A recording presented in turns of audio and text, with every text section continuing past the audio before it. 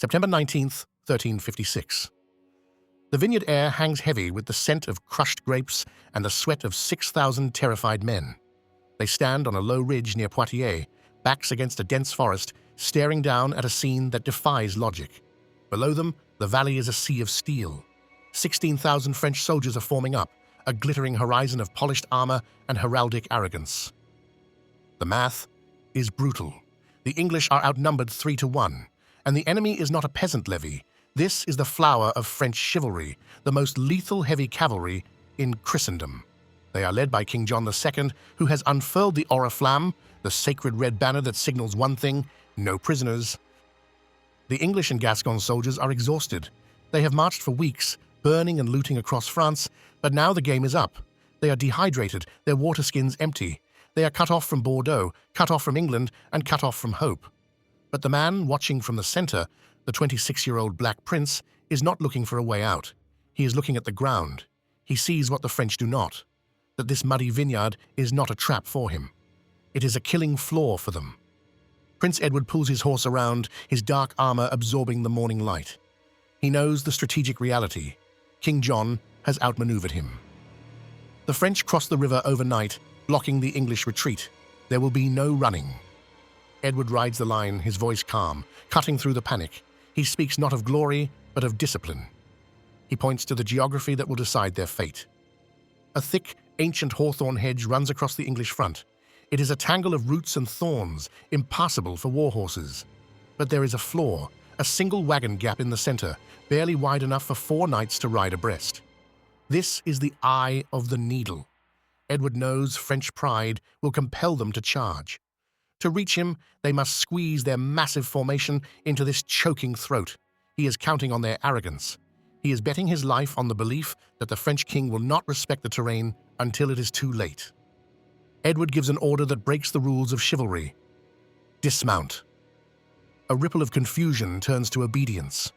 3,000 knights swing down from their saddles. Men born to ride, trained to deliver the lance charge, send their horses to the rear. They shorten their lances to 5 feet, transforming them into heavy spears. They plant their boots in the mud, shoulder to shoulder with the archers, forming a wall of iron and yew.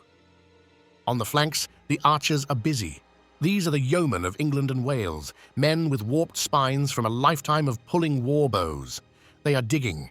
With knives and hands, they carve potholes into the soft earth, traps to snap the legs of charging horses. They plant sharpened stakes, angling them forward. Then they wait. They check their bowstrings. They have carried these staves for 500 miles. They know that in 10 minutes the sky will turn black and the destiny of 2 kingdoms will rest on their arms. Across the valley, the French machine turns. King John II sits on his white charger, surrounded by the Order of the Star, 500 elite knights sworn never to retreat. John looks at the ragged English line and sees only peasants. He orders the attack. But John is a student of failure. He remembers Crécy. He decides to beat the English at their own game and orders his knights to dismount, believing this will negate the arrows. But he makes one fatal exception. He keeps a vanguard of 300 heavy cavalry in the saddle, led by the 2 marshals of France. Their mission is a suicide run: charge the gap, smash the archers, and clear the road. The marshals lower their visors. The drums stop. The only sound is the snorting of 300 war horses ready to die. The charge begins. It starts as a low rumble and grows into a deafening thunder. 300 tons of armored horseflesh accelerate up the lane, aiming for the gap, a screaming wedge of steel. The English archers do not flinch. They wait until the ground shakes, until they see the foam on the horses' bits. Then, the signal. Draw. Loose. The air rips open. The first volley slams into the vanguard. The heavy bodkin points punch through the horses' barding like paper. The lane turns into a meat grinder.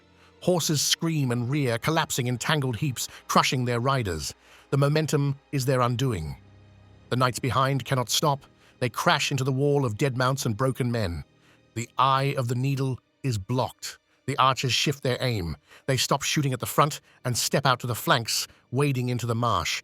They pour fire into the sides of the stalled column. Arrows hiss into the melee, finding weak points. unarmored flanks of horses, vision slits of helmets. It is a massacre of efficiency. Marshal Clermont is killed. Marshal d'Audrehem is captured. In minutes, the pride of the French cavalry is reduced to scrap metal, blocking the path they were meant to clear.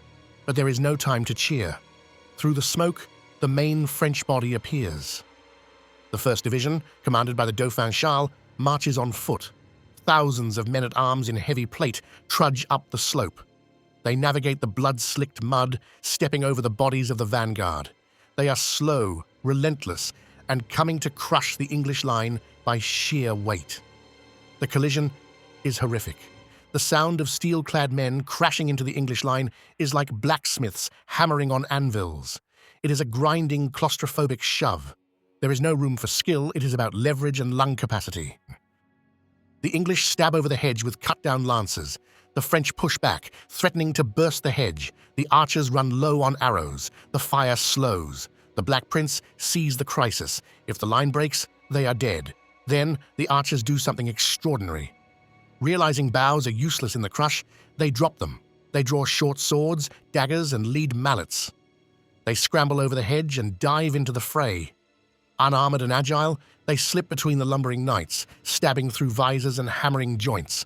It is brutal work, but it breaks the deadlock. The Dauphin's division begins to crumble. The French retreat is messy. The Dauphin's men stumble back, gasping for air, colliding with the next division led by the Duke of Orléans. Here, the battle turns.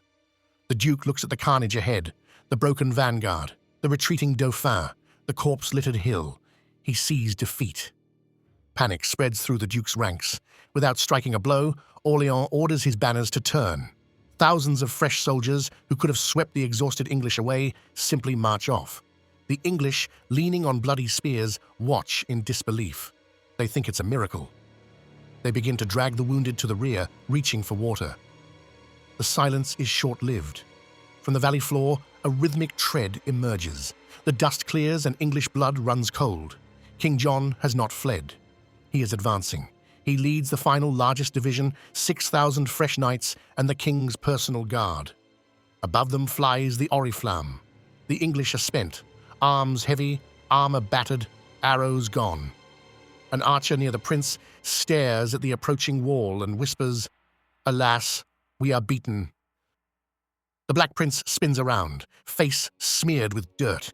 "You lie, you rascal!" he roars. "As long as I am alive, we are not beaten." It is the moment of truth. Edward knows standing still means death. The defensive advantage is gone. They will be overwhelmed. He must change the dynamic. He must attack. Edward summons the Captal de Buch, a Gascon commander of supreme skill. The prince gives a terrifying order.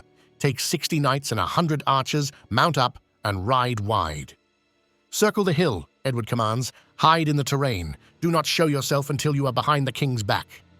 As the Captal gallops off, Edward turns to his main force. "Mount your horses," he screams. "Everything we have." Men-at-arms scramble for mounts. The English army transforms from a shield into a spear. They charge down the hill, straight into the teeth of the French king. The masses collide with a shock that shakes the earth. King John fights like a man possessed, wielding a massive battle-axe, hacking through shields. His 14-year-old son, Philip, stands unarmed beside him, shouting, "Father, guard to the right! Father, guard to the left!" But French numbers tell, the English charge stalls, stopped by the density of the formation. The line buckles. The Black Prince is in the thick of it, fighting for his life. The sheer weight of the French infantry grinds them into the mud. It looks like the end. Suddenly, on a ridge behind the French, a banner snaps open. The Red Cross of St. George. The Captal de Buch has arrived. With a scream, his small force charges down the rear slope, slamming into the exposed French back. The effect is electric. The French are hammered on the anvil of the prince by the hammer of the Captal. A cry goes up, "Treason! We are surrounded!" The army's fragility shatters. Men fighting bravely seconds ago feel the trap close. The formation disintegrates. The Order of the Star stands their ground, dying in a circle of honor. But for the rest, it is a rout. In the storm, the King of France fights on, a rock in a rushing river, surrounded by a mob of English and Gascons fighting each other to capture him. A towering figure pushes through, Denis de Montbec, an exiled French knight fighting for England. He bows to the battered king. "Sire, yield to me." King John, chest heaving, lowers his axe. He looks at the ruin of his army and his terrified son. "To whom shall I surrender?" he asks. "Where is my cousin, the Prince of Wales?" Montbec replies, "He is not here, but yield to me, and I will bring you to him." Slowly, King John hands over his gauntlet. "I surrender." The war is over. That evening, the Black Prince's tent glows with candlelight. Prince Edward serves dinner to King John, waiting on his prisoner with courtly grace. It is chivalric theatre, a beautiful lie covering the brutal truth. France is decapitated, and the myth of the invincible knight is dead. 6,000 men walked into a trap and walked out with a king. They didn't win because they were braver. They won because they turned the rules of chivalry against the men who wrote them. History is not written by the largest army, it is written by the side that refuses to panic. If you enjoyed this breakdown of the impossible victory at Poitiers, make sure to like and subscribe. Join us next time as we dig into another moment where the world turned upside down. Until then, keep history alive.